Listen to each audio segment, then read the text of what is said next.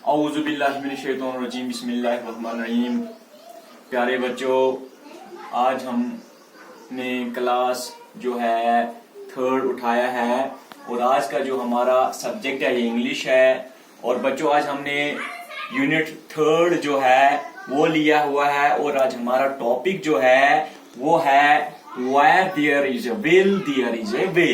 तो ये आज हमारे लेसन का नाम है, जिसका नाम अभी मैंने आपको बताया, where there is a will there is a way.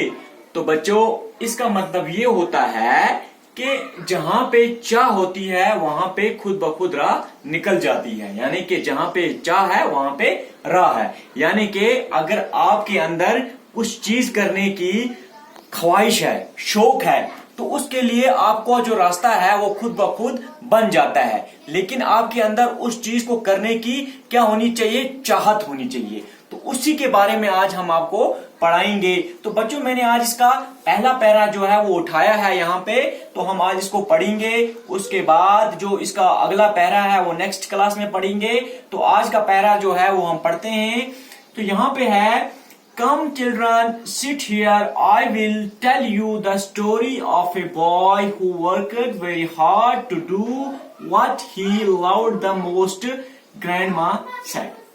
तो इसका मतलब है कि Come children, sit here, कि बच्चों आओ और यहाँ पे बैठ जाओ।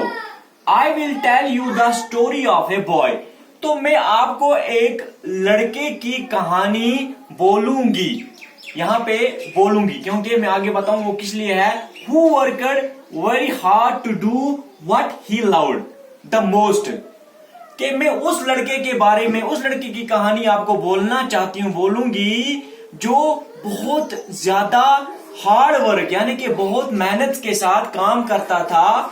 To do what he loved the most, उस चीज को जिससे वो सबसे ज्यादा प्यार करता था, उससे जिससे उसको सबसे ज्यादा मोहब्बत थी, उस चीज के लिए वो सबसे ज्यादा मेहनत करता था।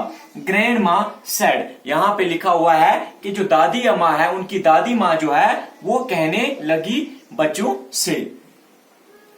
Who was that boy, grand माँ? तो यहाँ पे कह रहे हैं कि Who was that boy, grand माँ। अब दादी माँ से ये कहने लगे बच्चे कि वो लड़का कौन था या कौन है। And what did he love the most, asked Mukesh. अब मुकेश जो है ये अपनी दादी माँ से कह रहा है कि वो लड़का कौन था या कौन है। what did he love the most, और वो सबसे ज्यादा किससे प्यार करता है। His name was Rafi and he loved the study, grandma said। अब दादी माँ जो है ये कह रही है, मुकेश से वापस जवाब दे रही है। His name was रफी, उसका नाम क्या था? रफी।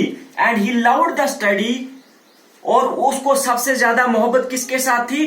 पढ़ाई के साथ, पढ़ाई लिखाई के साथ वो बहुत ज्यादा मोहब्बत करता था, उसको अटैचमेंट थी पढ़ाई के साथ। ग्रैंड माँ सेड, दादी माँ कहने लगी, किससे? मुकेश से। Then grandma told Rafi story to the children. उसके बाद क्या होता है, अब यहाँ पे ग्रैंड माँ जो है वो क्या कहती है, वो कहानी के स्टार्ट करती है, बच्चों को कह रही है। किसके बारे में? रफी के बारे में, कि रफी की कहानी क्या है वो अब दादी माँ उनके सामने बयान करने लगी, बच्चों के सामने। रफी was 10 years old, कह रही है दादी माँ के जो रफी जो था वो 10 साल का था। He was studying in 4th class when he had to quit school, कह रही है यहाँ पे दादी माँ कि रफी जो था वो 10 साल का था। He was studying, वो कौन सी क्लास में पढ़ता था? Studying in 4th class, चौथी जमात में पढ़ता था।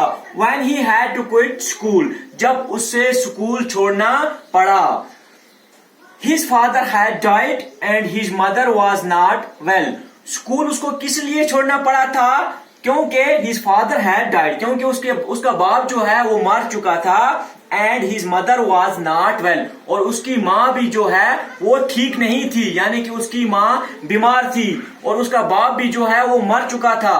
तो उसको घर में ये प्रॉब्लम्स आ गई थी जिसकी वजह से रफी को स्कूल छोड़ना पड़ा था।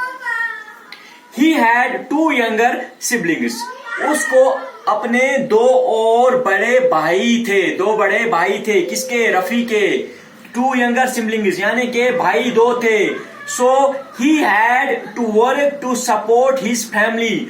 इसके लिए उसको क्या करना था, उसको अपनी फैमिली को सपोर्ट करना था। सपोर्ट किस तरीके से करता, क्योंकि उसे काम करना था। अगर काम काज करता तो अपनी फैमिली को सपोर्ट कर सकता था, इसलिए उसको स्कूल छोड़ना पड़ा, जिसकी वजह से उसको फिर अपनी फैमिली का सपोर्ट करना पड़ा।